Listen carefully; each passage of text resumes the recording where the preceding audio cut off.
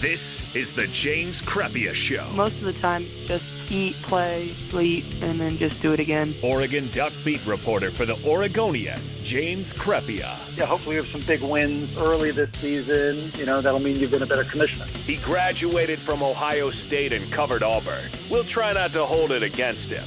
KORE 1050 and 95.7, Fox Sports Eugene. Here is the James Crepea Show, presented by Dairy Mart.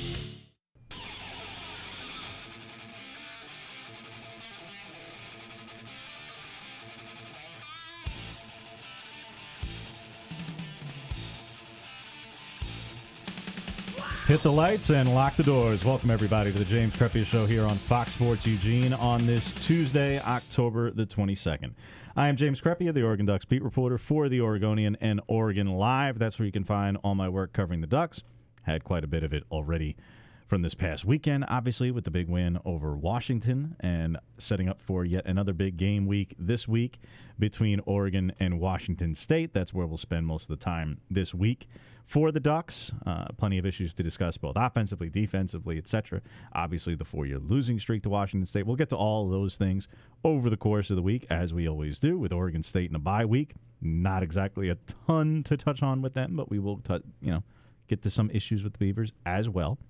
But today we actually start in the NFL realm, just because there has been just one trade after another. It's been trades galore out there between last night and today in the NFL circles. And really, it's been going on for a few weeks, but it has spanned and really caught up and picked up steam in a huge way. First, let's dial it back to last night's Monday night game, which was on while it started while we were on the air, as always. And then Tom Terrific really took over. And the turnovers just kept manifesting, kid. And Sam Darnold even said he was seeing ghosts. And boy, oh boy, was that a mess. That was as stereotypical a Pats-Jets game as one could ever recall. That was as quintessential New England Patriots, Tom Brady, Bill Belichick era versus the New York Jets as one could really come up with, short of the butt fumble game. That was right up there. Everything that could go wrong for the Jets, especially on offense, and obviously Darnold was just terrible, went wrong. Everything they could do wrong went wrong. And the funny thing was the Pats didn't even play that stellar on offense. It was just that their defense played unbelievably well. And because their offense apparently needs a little bit more help right after the game, and by the way, that right now their point differential through the first 7 weeks of the season is the highest in nearly 100 years in the NFL history. It's obscene. But apparently they need a little bit more help.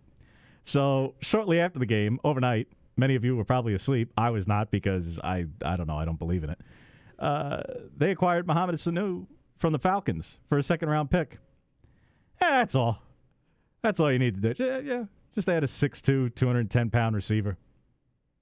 Veteran guy. That's it. Clearly the Falcons season ain't going anywhere. So why not? Yeah. They just need a little bit more help. So obviously the Antonio Brown saga that lasted for about 5 minutes, well, all right, that's long over. But they need a little bit more help. So Julian Edelman is still there, still doing just fine. And Josh Gordon, all right, well, we know that he's obviously had his troubles in the past, and he's not going to be a premier receiver in the league at this point, but he's there. And Philip Dorsett is dealing with a minor injury as well. But they also have a couple of undrafted free agents, and N'Keal Harry has to come off injured reserve and can't for another couple of weeks. So what do the Pats do? Like I say, they just go out and get Mohamed Sanu. That's all. They're only undefeated. They're only putting up more points and playing at an unbelievable level of defense that hasn't been seen. The volume that they're winning by right now hasn't been seen literally since the 1920s. But hey, why not? Sure. Go for it. So that was the first trade, like I say, that happens overnight. Then this afternoon, a pair of trades involving West Coast teams. First, you have the Detroit Lions trading safety Quandre Diggs and a 2021 seventh-round pick, which is I'm sure. Okay, 2021 7th round. All right, yeah, they threw that in there. To the Seahawks for a 2020 5th round pick.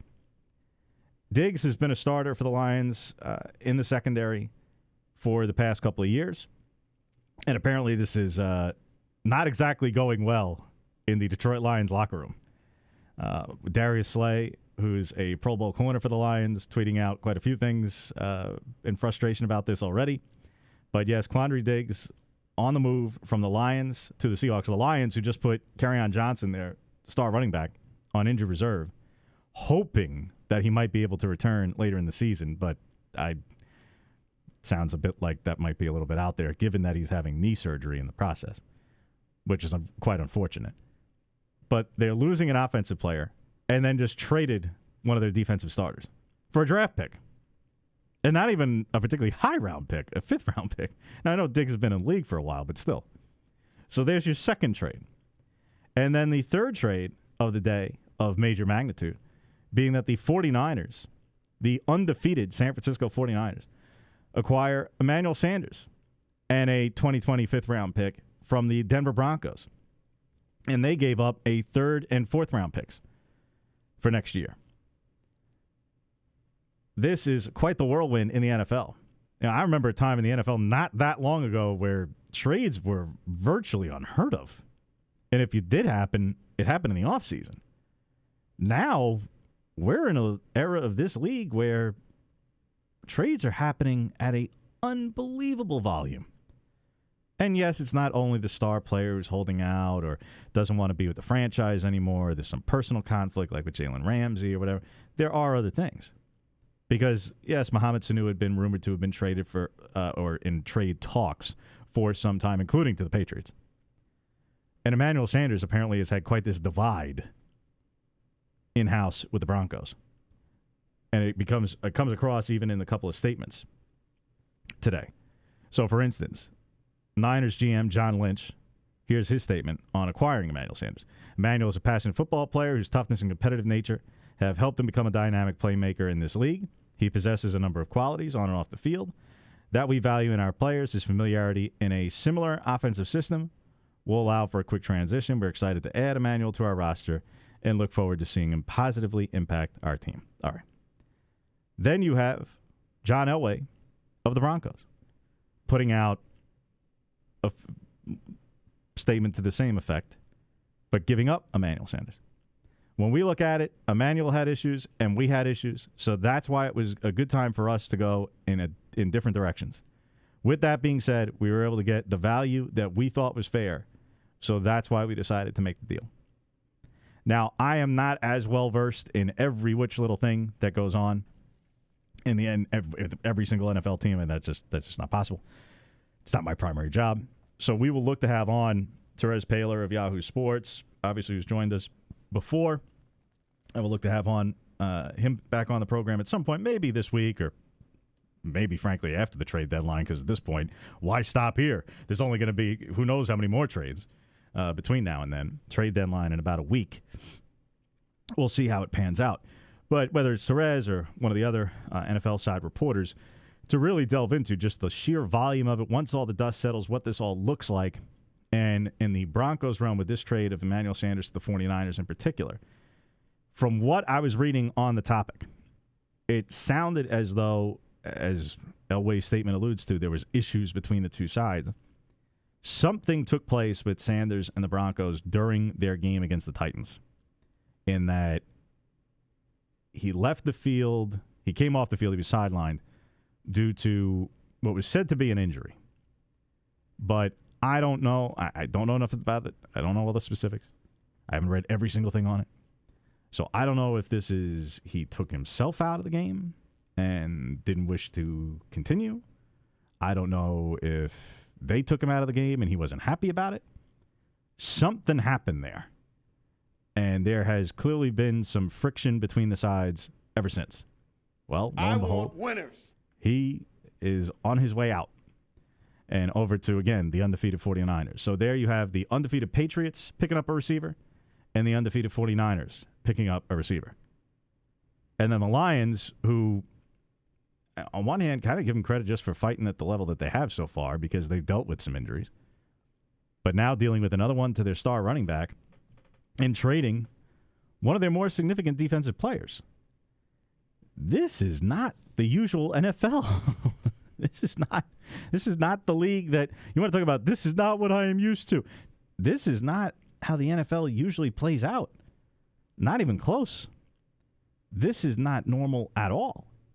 But we're seeing it more and more. Now, I did not read Peter King's full column for this week, but I had seen some of his initial talking points and takeaways and whatnot that he harped on, and suggested that in talking to one executive that he put out there, that there might be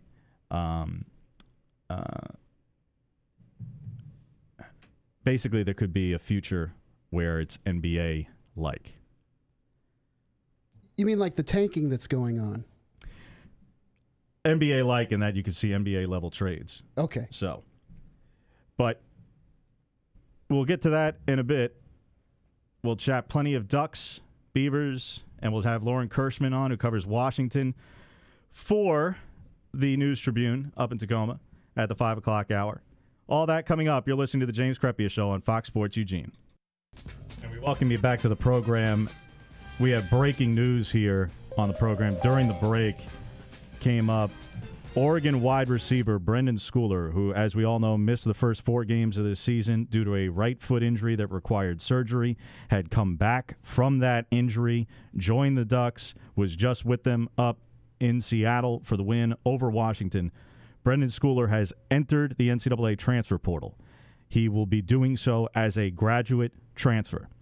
Brendon Schooler, who has 2 catches for 44 yards this season in his 3 games, has entered the transfer portal for the Oregon Ducks.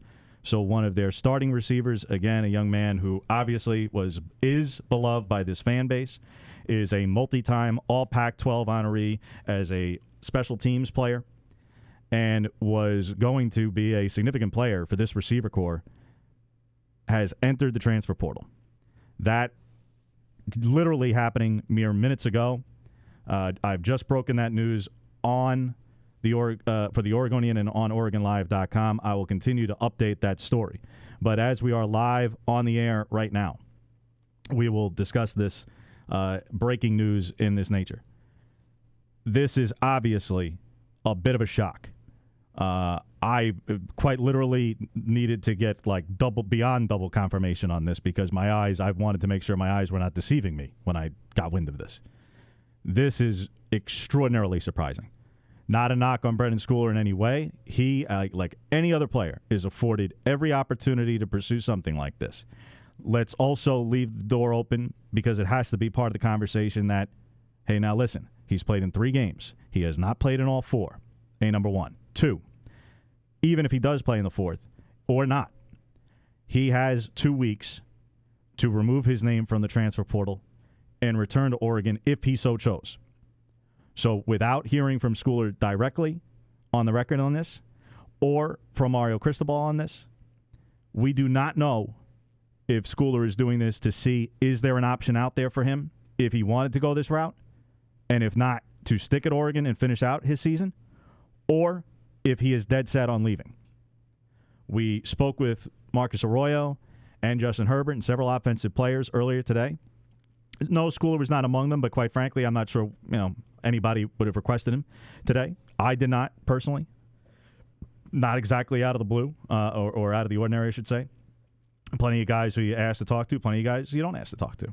So, not out of the ordinary that we didn't talk to him today, but we talked to offensive players. There was not even the inkling that this was something that was going on or underway. I can't say for sure if he was at practice today or not. I did not hear that he wasn't. But obviously, this being very surprising news in the fact that he returned from the injury. That's why this is more surprising than anything. He returned from the injury to the team. If he wanted to do this, he could have done it during the injury. But he chose to come back. Now, maybe he wanted to see what his role was, and to this point has not been clearly satisfied with the volume that he was getting. I can't speak for him. It's only speculation as to what exactly the motivations would be right now. But this being quite surprising news that catches you a little bit off guard, because this is someone who had made the decision to return not only for his senior season, then gets hurt in fall camp, goes through the injury process, now comes back, plays in 3 games. And, hey, I understand, in the 3 games hasn't been a massive factor. I perfectly understand that. But in his first game back, he had a big 21-yard catch against Cal. He had one of the bigger plays in the game. There weren't that many. It was a pretty, as we all know, it was a sloppy offensive performance. But against Colorado, all right, wasn't heavily involved, admittedly. In one of these games, there was a penalty. I'm forgetting now because it's the top of my head. I believe it was the Colorado game, actually, where he committed a personal foul penalty, I believe. But ultimately, this one is quite surprising. He had a 23-yard catch this past week against Washington. Targeted 3 times in the game. On the first one, he had a 23-yard catch for a first down. This one, again, obviously quite surprising on a number of levels. And again, that's not a critique or a criticism or a knock on Brenden Schooler in any way. It's more about the timing of everything. Obviously that he had gone through everything he went through this offseason. Quite surprising, just the timing of it. Now, what does it begin to mean to this receiver core moving forward? Well, when you take a starting piece out, and we're already dealing with a team that lost Jake Breland for the season. And by the way, Breland and Schooler and Justin Herbert had all lived together. I don't know if they continue to this day, because I know they moved recently, so I don't know who's living with who at the moment. And some of it, frankly, is none of my business. But they had lived together. And when Breland went down and was injured, I believe they still were, or they were at least visiting each other at home. So this one is quite a bit surprising from all those levels and all those layers involved in this. But, again, we can't speak to or know, is this testing the waters to see if there's something out there as an option as a grad transfer? And then if it's not there, stick it out and finish the season? Or has he absolutely dead set on leaving? We don't know.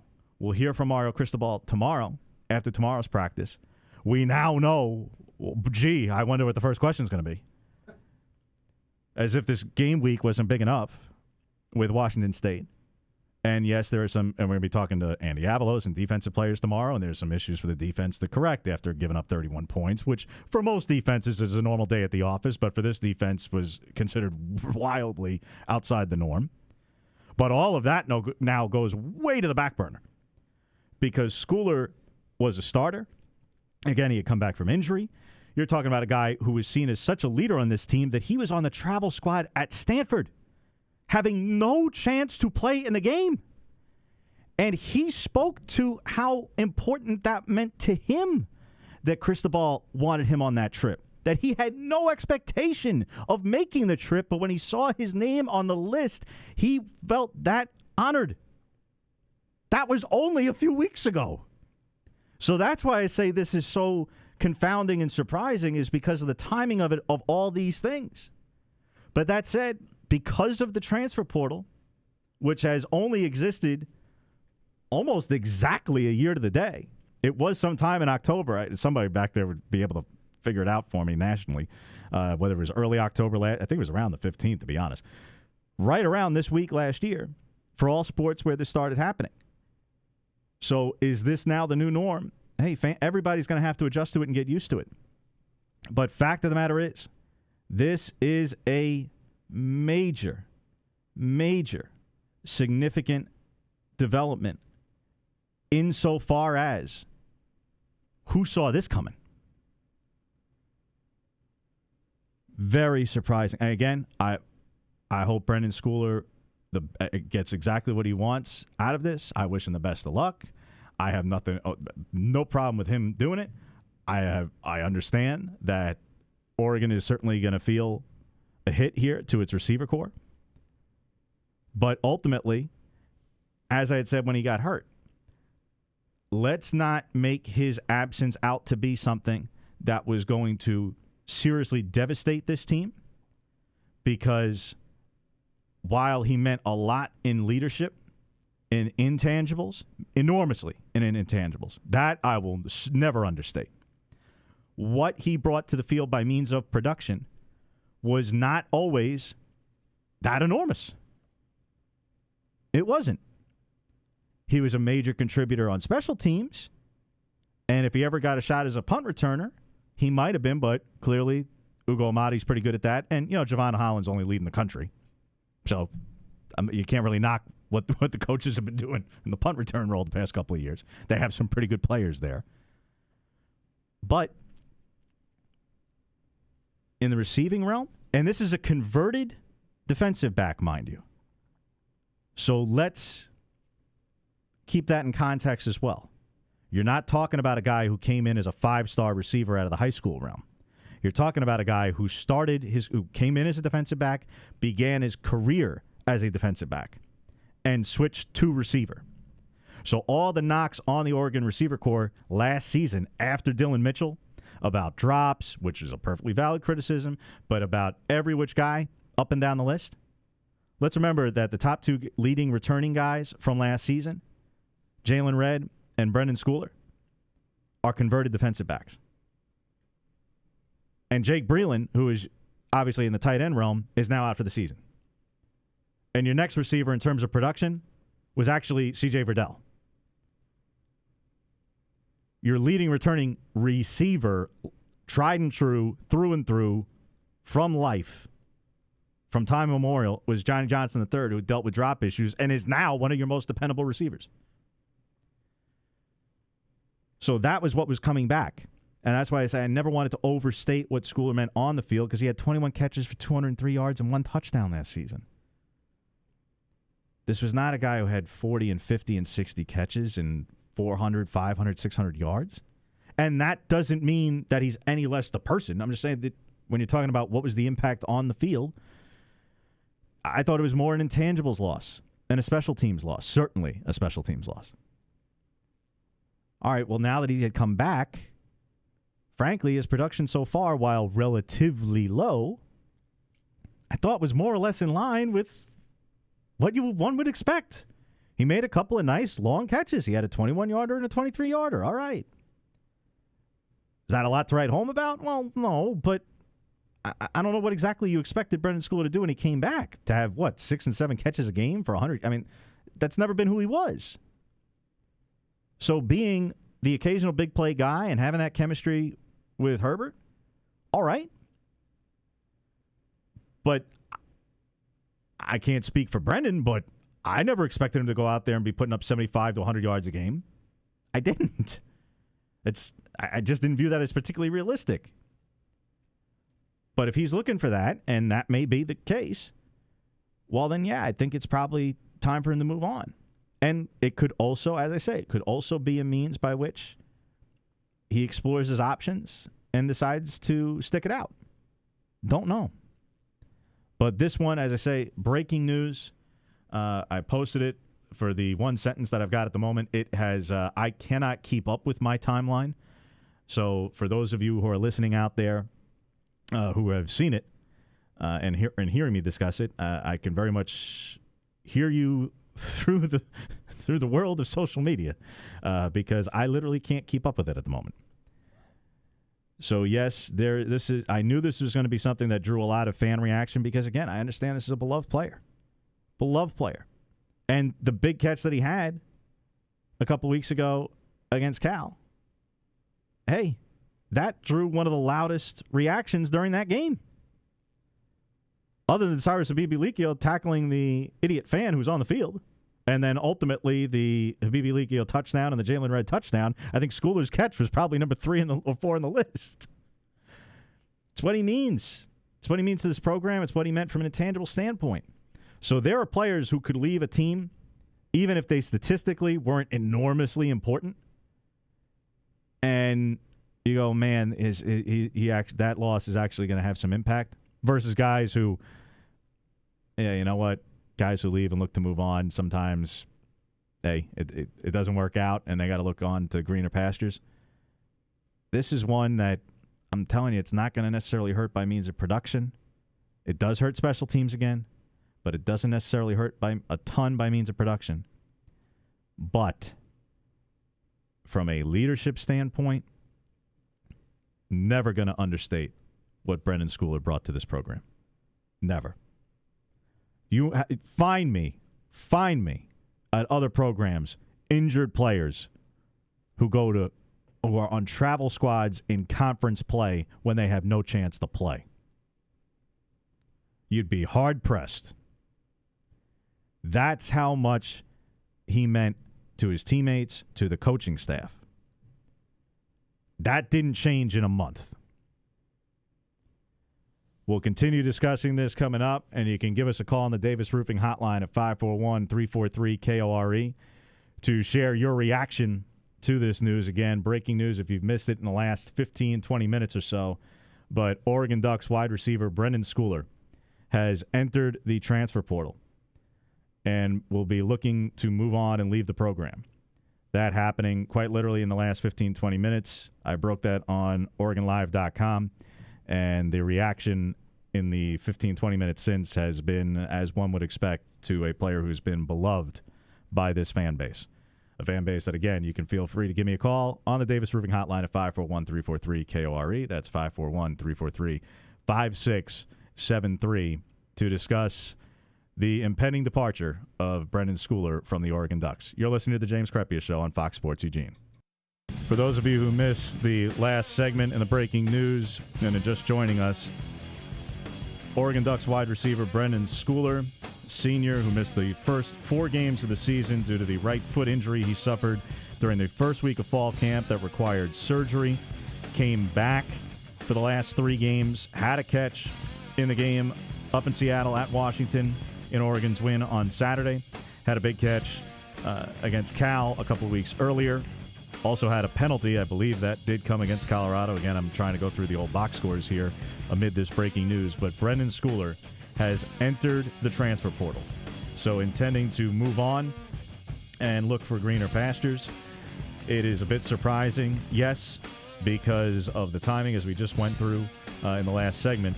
The timing and just the fact that he was looked at as such a leader, is looked at as such a leader in this program, was on the travel squad at Stanford only a few weeks ago, even though there was no chance he was going to play in the game, spoke to how much that meant to him, that the coaching staff wanted him there, and how vocal leader he had been on the sideline during the early home games and for the season opener against Auburn, etc.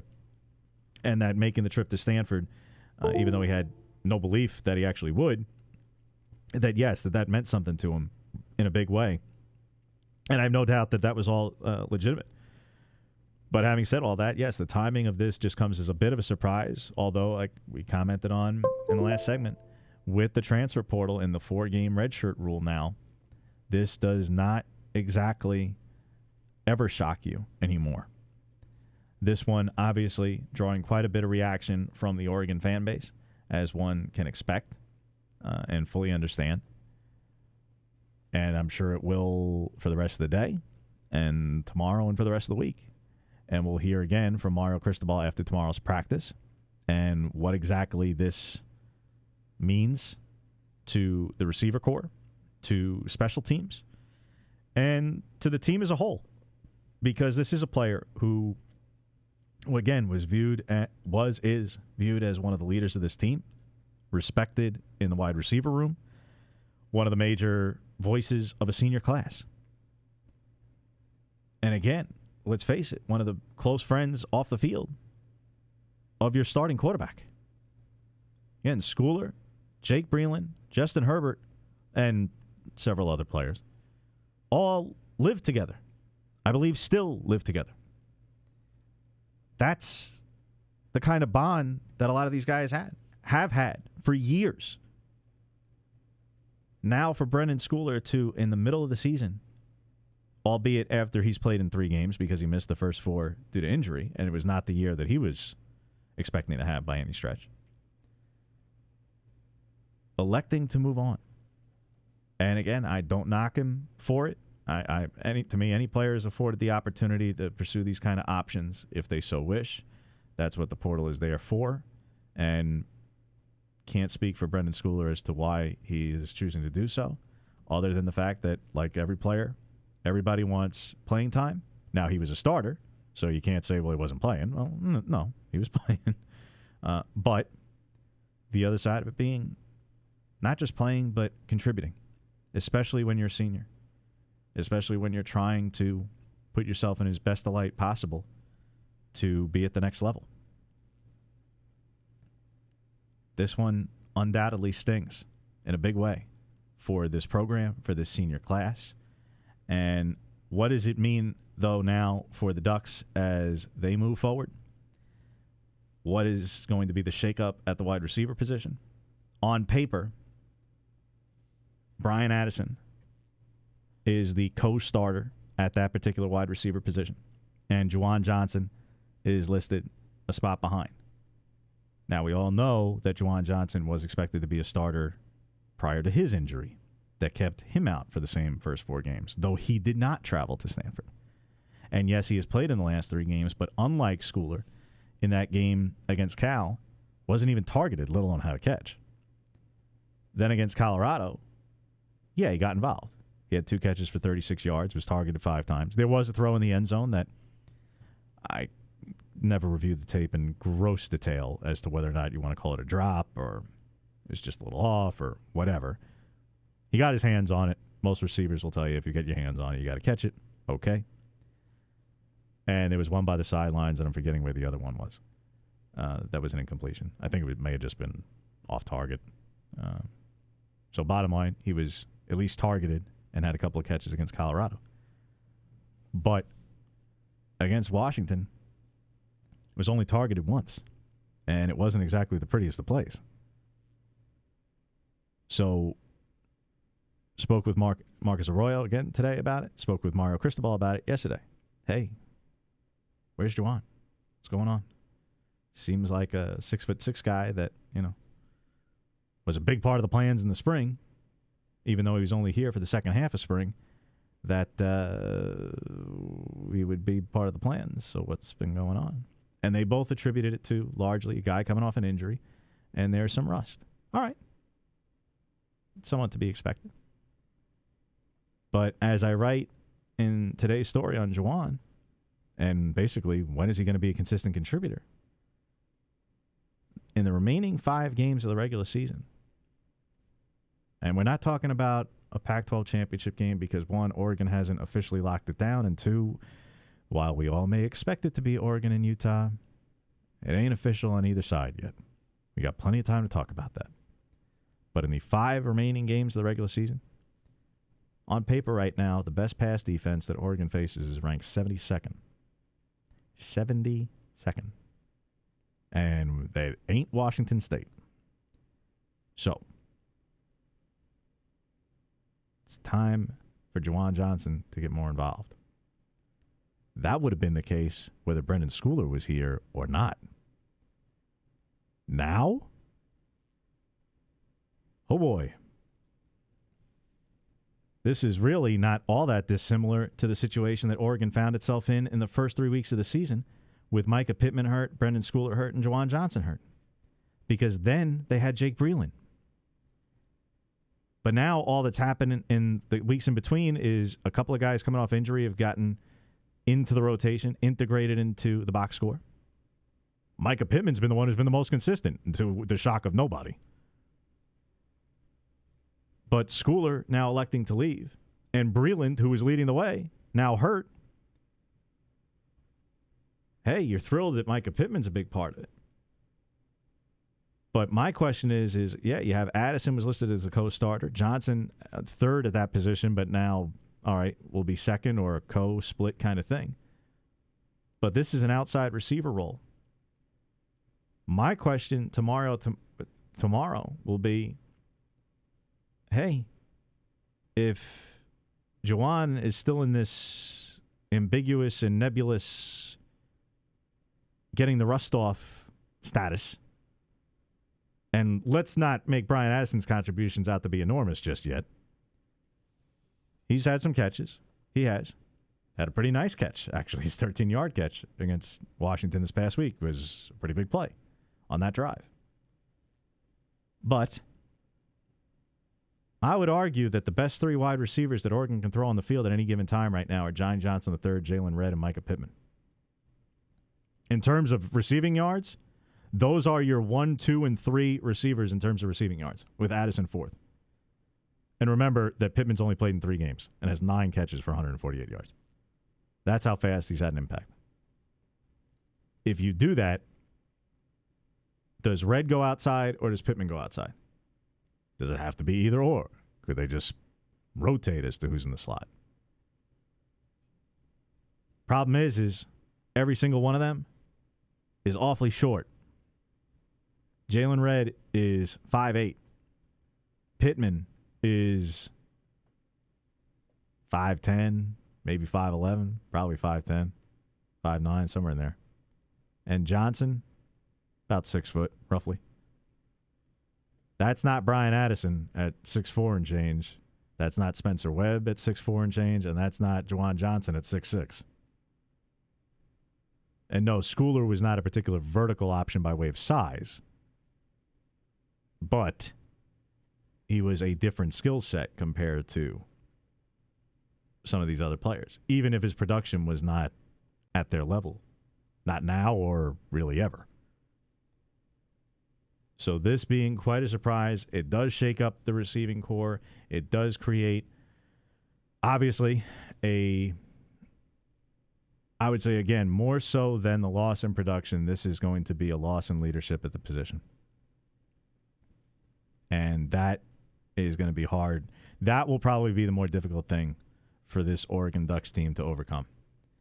Because Breland was a loss in the tight end room,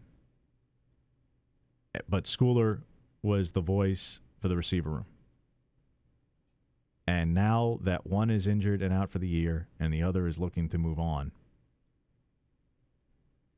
your leaders are Jajuan Johnson III and Jalen Redd, who are both juniors.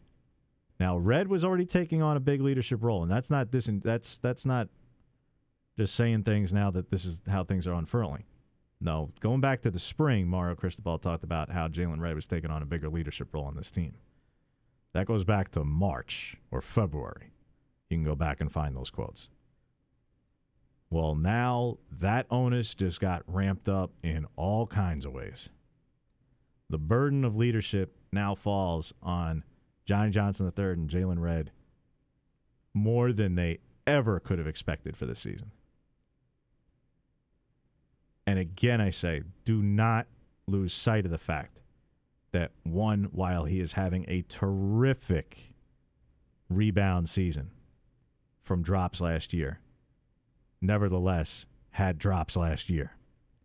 And Jalen Redd, while he has scored in this many straight games now and has been a consistent scoring threat for this team, for 6 straight weeks he has scored 7 touchdowns in 6 weeks, that he is still a converted defensive back. And he's having production, and he's scoring, and that's what matters, and he's making the most of it, and that's terrific. But you are not talking about a 4 or 5 star lifelong receiver who's been out there putting up 50-plus catches and, like I say, 750-plus yards. That's not who these players have been. Now, they may be by the end of the year, frankly. Jajuan Johnson III is more or less on pace for that kind of season. So, okay. But now he's going to have to bring on the burden of leadership, too.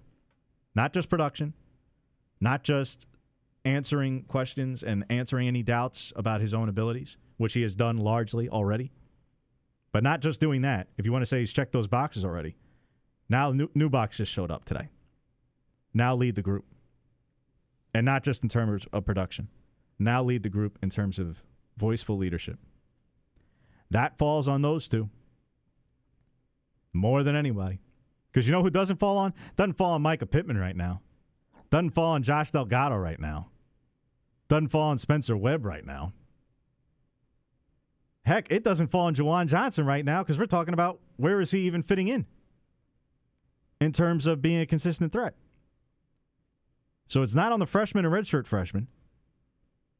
It's now only on 2 juniors who are having the best seasons of their career so far But they are still largely players who are still proving themselves.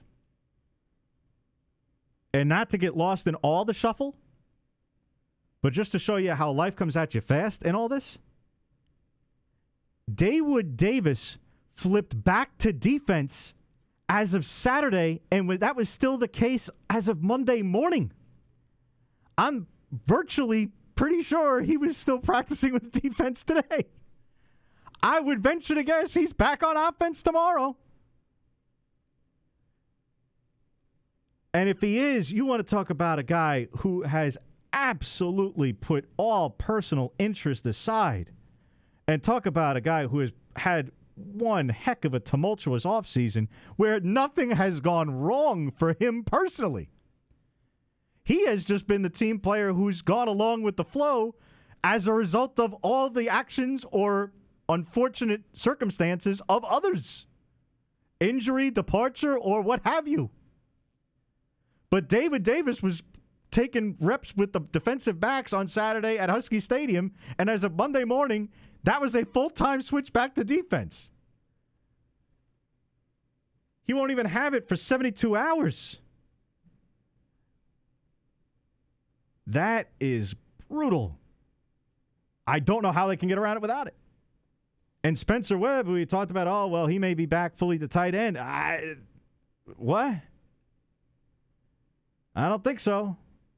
Think he's going to be right there. Now, if anything, in the long laundry list of dominoes we're checking off here, here's one more. I would be awfully surprised if Patrick Herbert ends up redshirting right now. His number is about to get called in at least 4 games down the stretch, in my opinion. I don't know how they can avoid it. Because sooner or later, there's only so many bodies, and some of these guys got to come off the field, to catch a rest. Somebody's got to do it. Because Hunter Campmore and Ryan Bay can't play 75 snaps a game. So that's what the shakeout and fallout of all this can be. Again, we are just scratching the surface of this. For those of you who missed it, the breaking news earlier in the hour, Brendon Schooler entering the transfer portal. That certainly being quite a surprise to this fan base, to myself included, but to the fan base, as I'm seeing the reaction to the breaking story that I had earlier this hour and have since updated on OregonLive.com. As I get more updates, I will keep you posted there. This will obviously be a discussion point for the rest of the day and probably for the rest of the week. But we will try and keep things in more or less proportion and try to keep things on track as far as the program is concerned, because we do have a guest joining us in only about 10 minutes as well. So lots more to talk about coming up. You're listening to the James Crepea Show on Fox Sports Eugene. Wrap up the hour with a little bit of non-Brendon Schooler related discussion, but we will get back to that during the 5 o'clock hour. Some news out of Florida State today regarding Willie Taggart and all the various news and rumors and nonsense that's kind of going on down there, which is basically a normal day in Tallahassee, to be quite honest with you. I am not sure who thought that this was going to quell any concerns or answer any questions and not just create more complete chaos and lunacy. But again, that's more or less a day at the office for Florida State. That's really how they do business. That's the norm. Chaos and lunacy is it. But their athletic director, in his infinite wisdom, chose to sit down and talk about some of these topics with the Tallahassee Democrat, that being the paper in town in Tallahassee, Florida, and address on the record some of these rumors and innuendos and discussion points regarding Willie Taggart. And first and foremost, the Democrat lays out the whole idea that obviously the fan base down there not too happy with how things are going, as one might find rather reasonable, given how Florida State has looked, having just lost to Wake Forest. And it's less about, this season Wake's not as historically awful as they usually are. It's not the point. Florida State should never lose to Wake Forest in football. Period. End of discussion. I'm excited about the Vegas Bowl, baby. If they manage to make the Vegas Bowl, he would be real excited. He ain't making a bowl. He's making the toilet bowl right now. So they've been laying out the various buyout terms and what Florida State would be on the hook for if it had to fire Willie Taggart at the end of the season. And it's $17 million, which is, of course, bananas. But if they did so before the end of the month, just for, if you're keeping track at home for math, it would be over $18 million. Just throw in that extra $1.2 million for timeliness. So, Florida State Athletic Director David Coburn, speaking to the Tallahassee Democrat on the issue of whether or not there's been any discussions about firing Willie Taggart and his buyout, etc. The response was, for the record, we have not been in contact with our coach's agent, period. Well, that didn't answer anything. You don't have to be in contact with the agent about anything regarding the buyout. If you want to fire him, you just notify him that goodbye, and then you can talk to the agent after the fact and say, all right, yeah, we'll cut you the check. We'll set up payment accordingly. You don't have to talk to the agent to suggest that that's part of it. You don't have to. So that doesn't quell anything at all. Then to the other topic, because there was a report out there that not only that there was discussion and not only that they were seriously leaning towards making a move, but that if they did, the number one target was Urban Meyer, whose name will just get thrown out there for every which thing, which, okay. Here is the quote from David Coburn on that. If Coach were hit by a bus tomorrow, we would not target Coach Meyer, period. I say that with all due respect to Coach Meyer, but we would not target Steve Spurrier either. Again, I don't know who you're helping with that quote, but it's not your institution and it's not your head coach. If it's so ludicrous, why are you giving it any credence? By breathing air into this inferno that is around your program, you're not helping the cause.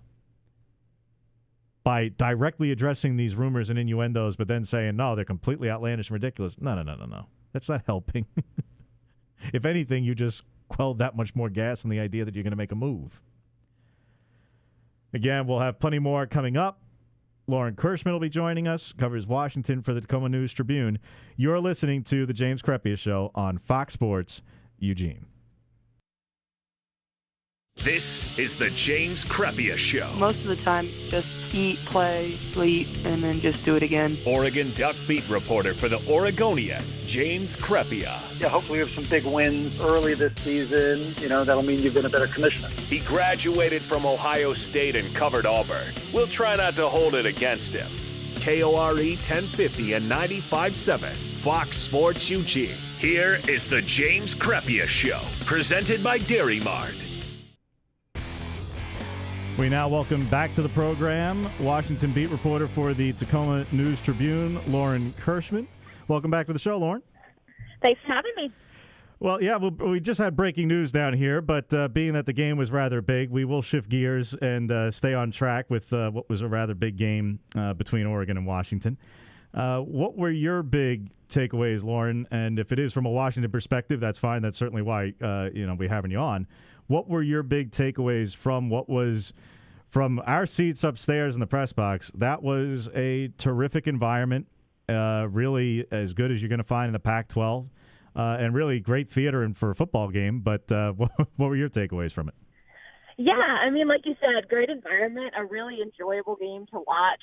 I thought it was well played for the most part on both sides. Obviously up and down a little bit for both teams. It was kind of a reverse almost, where Washington kind of faded at the end and Oregon was kind of struggling there at the beginning. And so it was a little bit of a back and forth. And for Washington, I think there are positives to take out of it. I think for probably about 3 quarters, it was the best they played, their best offensive performance, definitely. And they just really faded there in the fourth quarter. So I think there are some positives there. But in the end, the biggest takeaway is that really knocks them out of Pac-12 North title contention, and they've got to figure out what they're playing for for the rest of the season. So I think that's going to be the biggest challenge for them, is finding a different motivation to kind of wrap up the year. I was going to say that was going to be my next question, Lauren. Was I know it's already been framed as such after the game out of Seattle, and then understandably so. I get when it's the division title or conference title or bust mentality and mindset that it's quick for a fan base to take the approach of, oh, well, it's a lost season. What are you going to do? And there's only so many games left, and wherever it ends, it ends. But the season, in and of itself, the season is over because the top prize is gone.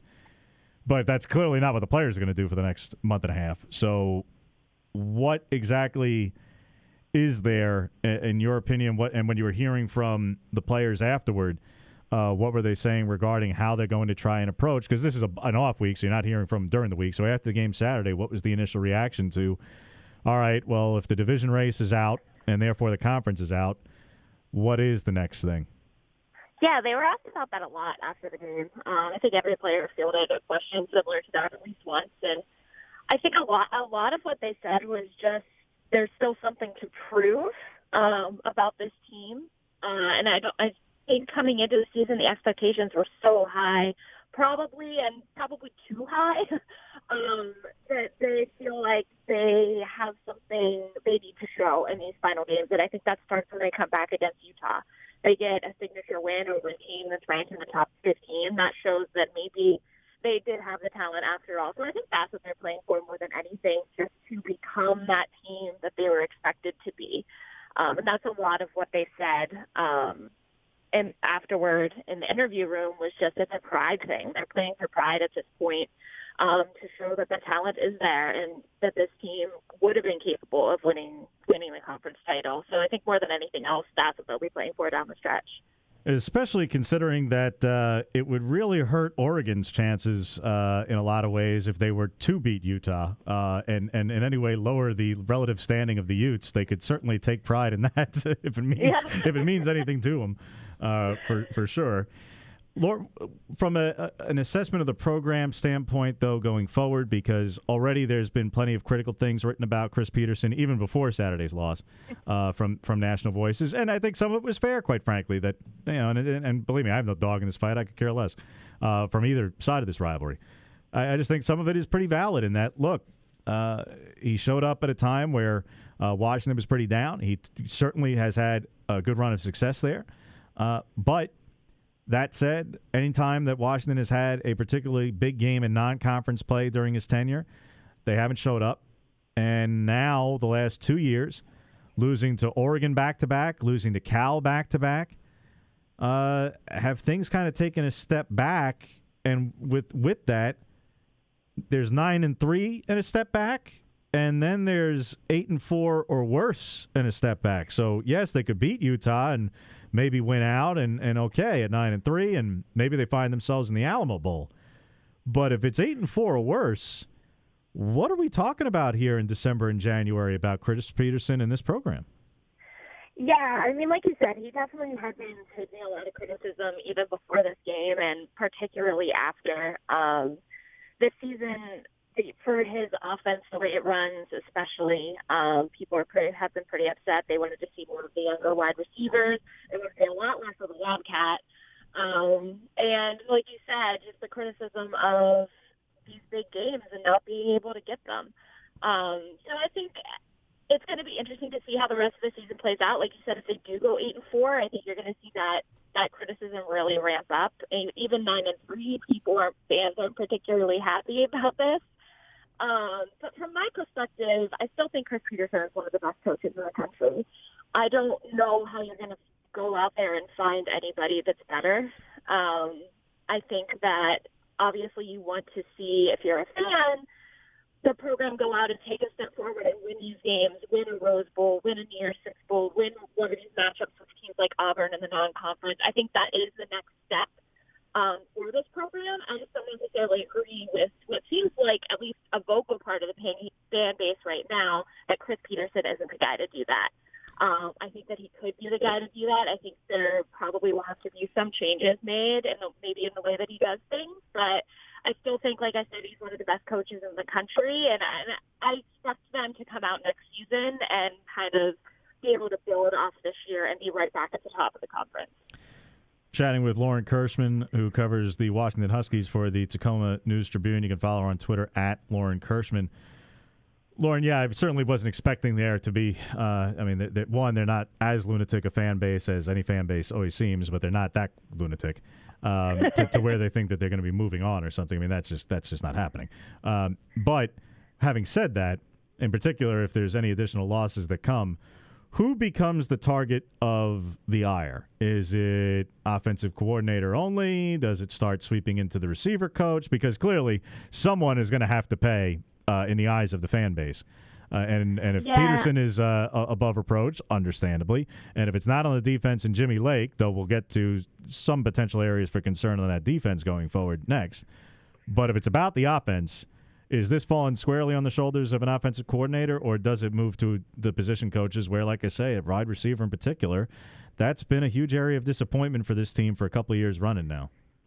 Yeah, I think the wide receiver coach is pretty safe because this is his first season, and he helped bring in a pretty exciting group of receivers for next year. But I think offensive coordinator Bush Hamden is going to be the one getting most of the ire and anger here.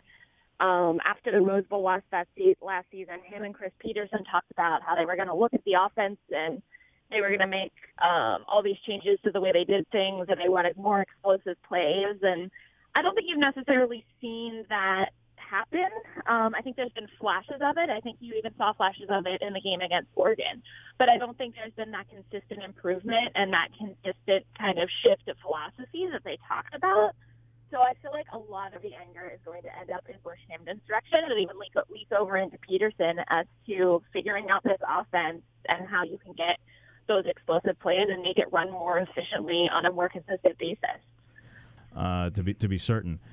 What if we talked about the defense, Lauren, what are some of the concerns potentially going forward where on that Washington defensive line, the way Oregon's offensive line really sort of got a lot of push on the line of scrimmage during that game Saturday?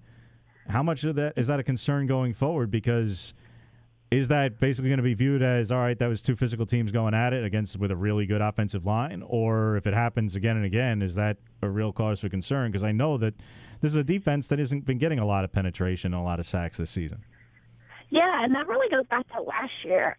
They were getting a lot of penetration, a lot of pressure even last season.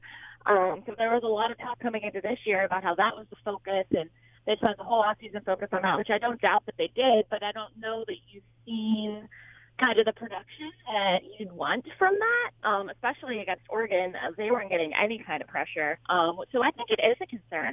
There's young talent in the program that's developing, and I think next year you give some of those guys a shot to see if they can do any better, if they can come together. But I think that was really disappointing for them if they weren't able to get any pressure, especially against Oregon when it's been such a focus. So I think that combined with then other parts of the defense with the missed tackles and those kind of mistakes really is what caused kind of that meltdown there for them in the fourth quarter. Laura, with the kickoff return that I know was talked about quite a bit after the game, but since Saturday, I can understand Chris Peterson's frustration with it. I discussed it yesterday. I went through the rule book, and for the life of me, I cannot find an interpretation that spells out explicitly that what they were called for and penalized for is illegal. And there's a lot of interpretations that are spelled out, not just the rules, but the interpretations of said rules in the NCAA rulebook.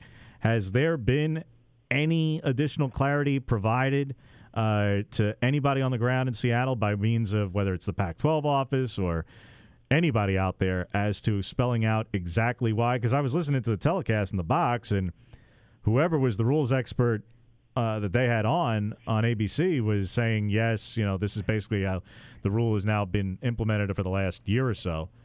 But I don't know what rule he was citing because, again, I pulled up the rule book and I couldn't find anything. So have you gotten any clarification on this? Yeah, so apparently the closest that anybody's really got a clarification is that it's not a specific rule in the rule book. It kind of falls under a catch-all rule, which is basically you're not allowed to intentionally deceive your opponent, which seems like the entire game you're trying to deceive your opponent. So I really don't understand the rule itself, but that is what it falls under. just kind of a catch-all kind of, if it doesn't look right, basically. But Chris Peterson did say after the game that he was told last year that they were allowed to do that as long as he laid down after the ball was kicked. And then he said he was given multiple explanations for why they were penalized. One was just you're not allowed to do that.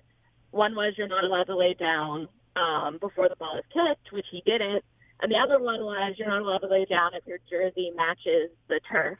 So if he was laying down in the purple in the end zone in the purple jersey, so that would have matched.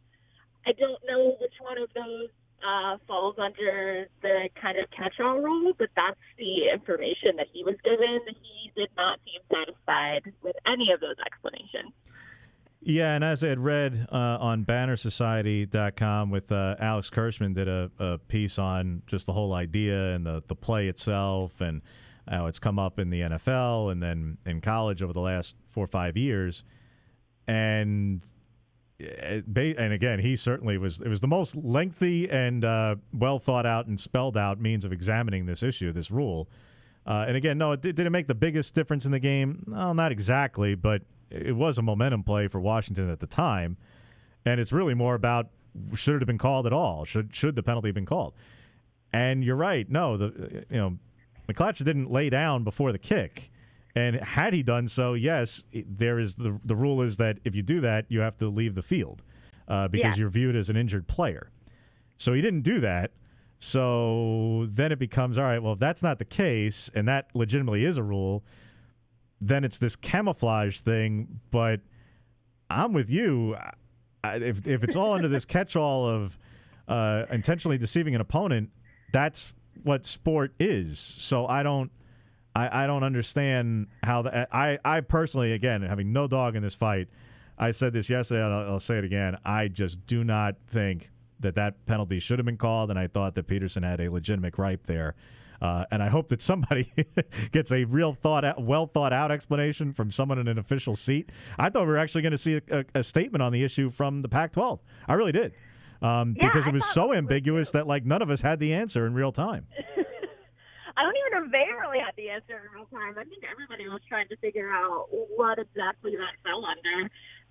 It should be interesting when Peterson does have a press conference again, which will be next Monday, if he received any kind of lengthier explanation for what happened, because he was not happy and didn't like any of the explanations he was given, especially because they checked, he said last year, to make sure that it was legal. So it'll be interesting to see if he received any kind of explanation when he speaks again. Appreciate it. As always, Lauren, looking forward to having you back on with us as the Huskies wrap up the season over the next month or so. Look forward to having you on a couple more times. And then certainly during basketball season, because I know you had a busy day today with Washington basketball picking up. And in the Pac-12, there are going to be about 4 or 5 teams with legitimate competition. So look forward to chatting with you about basketball as well. Yeah, happy to do it anytime. Thanks so much for joining us. You're listening to the James Crepea Show on Fox Sports Eugene. For those of you who missed us earlier in the program and have not seen the news over the last hour that I broke during the show and on OregonLive.com, I've since updated the story several times. Oregon Ducks wide receiver Brendon Schooler has entered the transfer portal and is leaving the program as a graduate transfer. So his season, it appears, has come to an end. His Oregon career appears to have come to an end. Again, I say appears because while we have not heard from Brendon Schooler directly, he has not put out anything on either Twitter or Instagram or anything like that with a statement, explaining why he's done this. And by the way, this news only came across when I broke it only an hour ago. So he's by no means under any obligation to have something ready for the masses instantaneously. However, I would think that being that he is a beloved player who very much recognizes that this is a fan base, who very much appreciated him during his time with this program, that he'll probably have something at some point. However, because I by no means want to speak for him, you don't know for sure, is he absolutely leaving and dead set on leaving? Or is he 3 games in to a potential 4-game red shirt, looking to explore his options via the portal, and then if they're not to his liking, take his name out of it and finish out the season. Don't know. Not saying that that would be something terribly likely. I think once you have indicated that you intend to transfer and enter the portal, you do not see very many instances out there of guys choosing to about face. And if they do, so far, it's been off-season guys. For instance, Penei Sewell's brother at Nevada entered the portal at one point. His brother at Nevada had entered, and lo and behold, he turned around and removed his name from it and stuck it out. But that was back in February or March. That, there wasn't the urgency of games. I'm not sure. I can't keep track of everybody who's entered the portal because that list is way too enormous. But I don't know if since the season has begun, if there has been a player who entered the portal, played in a game, then removed their name and stuck it out. Or even if they didn't play in a game, removed their name, stuck it out, and came back in season. I don't know of one off the top of my head. Again, the portal hasn't exactly been around for forever. It's only been pretty much a calendar year to the day almost. And, this season is only halfway over. So I can't speak to whether or not there's been an in-season player enters the portal and then not only pulls their name out, but pulls their name out and completes it in season and stays on the field in the course of all that. I don't know. So like I say, I don't want to give the idea that something that is either unprecedented or extraordinarily unlikely is even a possibility. But I also don't want to declare that he is dead set on leaving and that's the only option that he's got. Did the players from Houston that redshirted after a couple games, did they enter the portal or did they strictly redshirt to sit out this year and reboot their senior season? So far, they have merely redshirted. Now, the announcement was that they were redshirting with the intent to return. So far. And I keep saying so far because, hey, long way to Tipperary. And, when Dana Holgerson is, let's just say things aren't going so swell down at Houston right now. So Derek King and their wide receiver who have done that, and the season's going completely off the rails to the shock of nobody, they have indicated that they will return. Whether they stay true to their announced intent or elect to put their names in the portal, the second week of December or January remains to be seen. But they've said so far that they intend to return. But that's my point, is that they've said they're returning for an entire year. That hey, we're just going to redo the season. That's not what Brendon Schooler is saying here. Because if he wanted to do that, they could have come out and put out a statement just like Houston did. Hey, in light of the injury and how things have gone for these first few games, Brendon Schooler is elected to redshirt and et cetera. That's not what you're hearing. It's not. The portal comes into play immediately. So I would be, again, surprised. We'll get more by means of clarity and an addressing of the topic from Mario Cristobal tomorrow after Oregon practices. Again, this is certainly news that is being viewed as quite surprising, and I know the fan base is disappointed to hear it. I have yet to see anybody who has legitimately expressed any kind of disappointment towards Brendon Schooler. Again, you shouldn't. If you even begin to feel that way, don't. He doesn't owe you anything. Every player has afforded the opportunity to pursue the avenue that is best for them. And between the 4-game redshirt rule and the transfer portal, yes, you're seeing it a whole bunch out there, overwhelmingly by players who are looking for playing time, who aren't big factors at the schools in which they presently are. But in Brendon Schooler's case, due to the injury. And yes, since his return, not being a enormous part of the game plan. However, returning from injury, starting, but returning from injury. And again, I would say, wasn't enormously contributing in the past by means of on-the-field statistics. He wasn't. And call it what it is. He had 20 catches and change back-to-back seasons. And that's well and good, but 20 catches for 274 and 3 touchdowns in 2017 and 21 catches for 203 yards and a touchdown in 2018. I mean, yeah, it's nice contributions, but let's not make it out to be like that this is, this isn't a Blindnikov final, this is all I'm saying.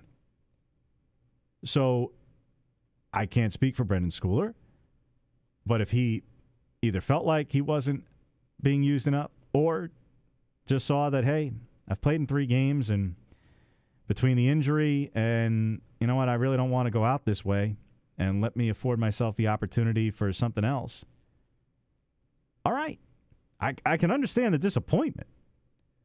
But having 2 catches through the 3 games since he's returned, 1 for 23 and 1 for 21 yards. I mean, I'm not telling you I was expecting him to have only 1 catch a game exactly, but I wasn't expecting him to have in any one given game on a consistent week-to-week basis, honestly, more than 3 catches in a game. I just wasn't, based on his production from before. He didn't average 2 catches a game in either of the last 2 seasons. So, all right, he had 2 catches for 44 yards through the first 3 games since he's been back. And whether or not that would have gone up from here on out, I can't speak to. I'm not on the coaching staff, but let's not make it out to be like he came back and he's just been, banished to the bench.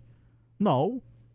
He's been part of a receiver rotation that obviously has gone through a lot of turmoil, due in large part due to his injury, the injury to Jajuan Johnson and Micah Pittman before the season ever began, the emergence of Jake Breland, who subsequently has gotten hurt and is out for the rest of the season, and the stability and consistency of Johnny Johnson III and Jalen Redd behind that, who now have to become the leaders of the group. And yes, by far and away, the most significant loss in terms of what Brenden Schooler brought to the Oregon Ducks football program that they will have to replace insofar as the rest of this season is concerned is his leadership. His leadership in the wide receiver room and on the offense and to the senior class, absolutely going to be missed. No way to undersell that. None. That would be, 1, totally disrespectful and disingenuous, and 2, just flat out incorrect. And there's a player who's viewed in such high regard that he was on the travel squad to Stanford and had no chance of playing in that game. By his own admission, a mere week ago, when we spoke with him, saying that, or was it a week ago or 2 weeks ago now, to be honest with you? I'm losing track. 2 weeks ago. 2 weeks ago. The days blend together, Steve. But speaking 2 weeks ago to him about that, about how significant it was to him that, yes, he was on the travel squad, that by his own admission, he had no belief that he was going to be afforded that opportunity. Because why would he? He's not healthy enough to play. And lo and behold, he did. Because that's how high a regard Mario Cristobal held him in. And he knew that the other players held him in. How revered he is. Yeah. Well, who become those guys? That's the away from the field, on the field and away from the field, in the meeting rooms. Who are those guys now? You say, by default, to me, it's got to be Johnny Johnson III and Jalen Redd. To me, there's almost no other options. But in terms of who replaces him on the field and the various dominoes that come into play, my goodness. It's not merely about replacing production or reps. This is about when you take a body out of the rotation, what the cascading effects become. This one is almost limitless. because, like I say, David Davis had moved back to defense again. He was with the defense on Saturday in Seattle, and that was still the case as of Monday morning, which was an off day for the team. If he was with the defense still during this morning's practice, and I have little reason to believe he wasn't, I'm not sure that's going to maintain the case tomorrow and going forward, because they just lost another receiver body. And if Davis goes back to offense and Webb is, let's face it, pretty much was still a receiver even this past weekend, even though, yes, he can line up with his hand in the ground and whatnot. But if that's the case to fill out the receiver room, then what happens at tight end with Patrick Herbert? What happens on defense, frankly, when you take David Davis back out of the mix? Now Mykael Wright and DJ James have to be the number 3 and 4 corners, which they already were, but I mean that there's not even a question. There's not even a rotation to be had. There is no, if Davis is back on offense, then those freshmen, James and Wright on the outside, and Jamal Hill at nickel behind Javon Holland and Hockey Woods, that's what you're playing with. That's what you got. So, like I say, the number of impacts and dominoes that get, knocked over as a result of one personnel move, even though it may not be a loss in the box score that is that enormous. It is a loss in intangibles that, at the moment, is unmatched on this roster at that position. That's flat out. There's no way around that. And on special teams, creates some problems. And on defense is going to have an impact, and that a tight end rotation is going to have an impact by means of who fits in these roles. So if right now, for fans who have the questions of how does it all play out, I'm laying it out for you as best I can. I've got plenty of questions. And we're not going to have those answers until after tomorrow morning's practice when we hear from Mario Cristobal. And, hey, I expect him to lay out as much of it as he can. But like I say, we're in the middle of a game week, and things can happen at unfortunate times. That's the reality of the sport and the business. But there was enough to talk about defense-related tomorrow when we do chat with Andy Avalos and defensive players as well. But goodness gracious, we now have, literally, you could come up with a half a dozen questions about this situation with Brenden Schooler. At least. Off the top of your head, you can come up with half a dozen. One, the explanation, your reaction, his reaction, other people's reaction, any impact to anybody else, because, again, he was rooming, I believe still rooming, with a Jake Breland, with Justin Herbert. Impact that it has on those guys. Because, all right, he's a grad transfer. All right, well, he may be leaving around the program right now. But especially if he's living with some of these guys, he's not disappearing from their life just yet. Nor will he just because he moves on to a different program. So his decision to leave, while it has an impact on those when he's around the program, he has an impact on those who are part of the program even after his departure for the remainder of the quarter, for the remainder of the season. Because he's not going anywhere. He's still on campus. It's not like he's choosing to enroll and disappear tomorrow. That's before we even get into personnel rotations and leadership and everything else. So as I say, if you could have picked the one player who would create the most questions like this by means of a transfer, who would even be a remote possibility? I mean, I'm not even going to suggest some of the ones that we just would be like, you got to be kidding.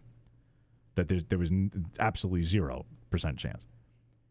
This would be pretty high on that list.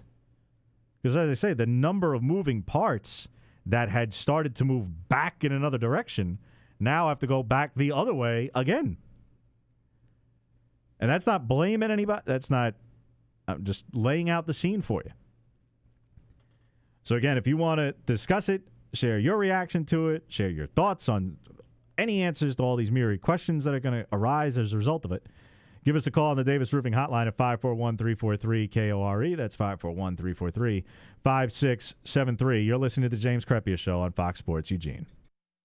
We will shift gears now because until we can further the story on Brendon Schooler's decision to enter the NCAA transfer portal and leave the Oregon Ducks football program, we're not going to be in the speculation business here, and I've laid out the scene as best I can and landscape as best I can for you by means of what options would be potentially available, by means of whether he's dead set on leaving or is exploring options, could he come back, and the impact that it could have on the receiver core, the offense, special teams, etc.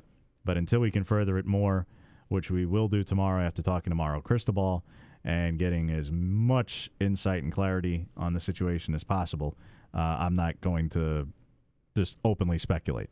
That's not what I do, and that's just completely disrespectful to the people who are involved and whose lives are actually impacted in a truly meaningful way by such a decision.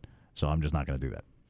So we will switch gears a bit and to another offensive player who has had quite a, I wouldn't say breakout exactly, a bit of an emergence. But even more so than that, as I've said for the last week, this is now beyond emergence. Emergence was really what was happening in the offseason with Cyrus Habibi-Likio. Emergence was him locking down that number 3 spot on the depth chart by the end of the spring and being the leading rusher in the spring game. I know that C.J. Verdell and Travis Dye had manager reps in the game, but still, that was emergence to me. And then continuing into fall camp, that it was very clear that Cyrus was still the number 3 guy. That was emergence. And then, okay, you get through a few games, and everybody's getting their piece of the action, whether it's Verdell heavily in the opener, and, okay, Verdell goes down, Dye goes down, but Darian Felix gets in for a play, and it rushes one in. And then 2 non-conference pillow fights that everybody gets involved. All right, but eventually it becomes clear over the last 3 weeks, since the Stanford trip where Verdell did quite literally everything other than 1 carry for Travis Dye, where Cyrus was hurt, and that's why he didn't play in that game, that since his return from the back spasms there earlier this season, that he has had career game after career game after career game. So that's why I say it's now past emergence. Emergence was the offseason. Validating of that in a big way was, to me, against Cal, because Cal has at least a legitimate defense. Backing it up further by beating up on a terrible defense against Colorado, yes. More or less, I would say almost in the expected category. Then doing it in a big way on the road against Washington, down 14. Who do you turn to if you're Oregon? When the answer is Cyrus Habibi-Likio, now you're in a different realm here. This is no longer emergence. This is taking over. And no, I'm not talking about taking over as the starter for Verdell. That's not on the table. When Verdell's healthy, he is still absolutely the clear number 1 back on this team. But who is the number 2 back right now? In my opinion, it's Habibi-Likio. That has shown based on his production the last 3 weeks, based on how he's been used the last 3 weeks. And as I break down in a story earlier this afternoon on OregonLive.com, which you can check out when you're not checking out the story on Brendon Schooler transferring, spell it out in a little bit further detail. And as we said, we'll have a running segment on this show called Know Your Splits. Well, here is this week's Know Your Splits regarding Habibi-Likio. Most of his production has come up in the second half. All right. If you look at second half production, second half rushing production nationally, he has 6 touchdowns. 5 of them have come in the second half.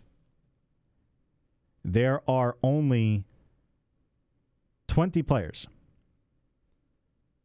who have run for at least 5 touchdowns in the second half of football games this season. Of the players who have that volume, there's only one other who has as few carries on the season as Cyrus Habibi-Likio right now. So it's not only that he's having the production and being the bulldozer and goal line specialist like he was a year ago. No. Because, again, he didn't even touch the ball last season when they were trailing in games. Not once. Not by a point. This year, he's getting it in every meaningful spot. Against Cal, scoreless first half, second half. Who are they leaning on? Habibi Likio. Go-ahead touchdown. They're down 7-3. The go-ahead touchdown. Who scores it? Habibi Likio. Down 14 on the road at Washington, second half. Has never touched the ball under those circumstances yet. 14 carries for 81 yards and a touchdown, all in the second half against Washington. For the last 3 weeks straight, I've said in the most meaningful carries of his career, in the most meaningful carries of his career. No, these are the most meaningful. Not even close. These are the most meaningful carries of his career. What he just did. And as I say in the story, if this were a baseball rotation, Verdell would be the starter, Travis Dye would be in some kind of middle relief role, and Habibi Likio is Alec Baldwin and always be closing. He is delivering not just goal line stuff and short yardage stuff like he did last year, though the overwhelming portion of production has come inside the red zone. But last year, the red zone for him meant inside the 10, at times only inside the 5. Really on the doorstep. This year, the red zone means all 20 yards. Because, as we know, he has had touchdowns of 14 and 13, and it hasn't only been a bunch of 1-yarders in there. Yeah, he's had a few short ones too, but hasn't only been that way. So again, the split to understand with Habibi Likio to underscore just the scale of production that he's having in only 3 weeks we're talking about. Again, the first, one, he missed the game against Stanford due to the back spasms. He missed the second half the week before that in a blowout because that's when the back spasms happen. And if you want to say before that, well, in the opener, he might have been the number 3 guy on paper or not, but again, he still hadn't really proven it against a major opponent, and I'm sorry, the Auburn front four was not the one he was going to get it just yet. Now, if they play that game in a week, yeah, probably. But at that time, no. He did get in there. As we all know, that phantom grounding call was on a ball thrown in his direction. So he was in the game. But if they play that game again, if they play that game in a week from now, Habibi Likio is getting a lot more action than he did. Be that as it all may. The lion's share of his production in the second half has come in the last 3 weeks. Tied for the lead in the Pac-12 and tied for 6th nationally with 5 rushing touchdowns in the second half. Now, there is a very large number of players who have those 5 touchdowns in the second half, which is why I say he's one of only 20, because you can be tied for 6th, except there's like a 15-way tie at the moment. But his 48 carries for 205 yards is second fewest among the 63 FBS players with at least 6 rushing touchdowns this season. That's the scale and how quickly he's doing it. So that should tell you all you need to know about how they've used him, how they might go about using him in the immediate future going forward, and what that might begin to look like over a larger scale. Oh, boy. This is not a 1-horse stable. This isn't a 2-horse stable. This is a legitimate 3-horse stable of running backs. And as I say, there is still, in my opinion, no question who the number 1 is as long as Verdell's healthy. And we know that he's dealt with quite a few injuries, all relatively minor, but nevertheless. But I still say who number 2 is. Hey, your opinion may be different than mine. You're free to share it with me. Again, give us a call on the Davis Roofing Hotline at 541-343-KORE if you do.